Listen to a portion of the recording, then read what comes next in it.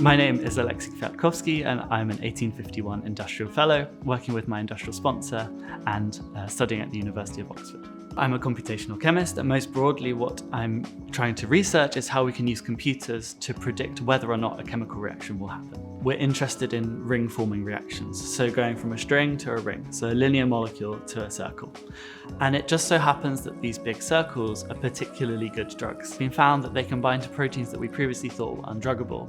And while nature can make them, we as synthetic chemists, we want to be able to make them with full control, and we also need to be able to make a lot of them if they're going to be good drugs. Unfortunately, the problem in making them is that cyclization step, so going from a linear molecule to a cyclic molecule.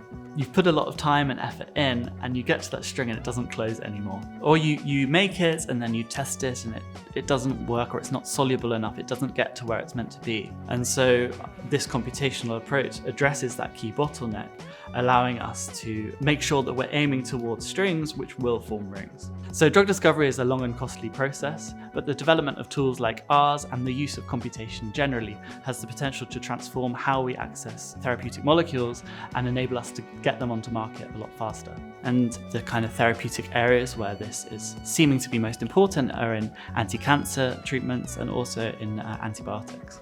So working with the Royal Commission has been fantastic. It strengthened the already strong relationship I had with my industrial partner, but the fellowship enabled me to go and visit them and do a placement. And without the fellowship, that wouldn't have been possible.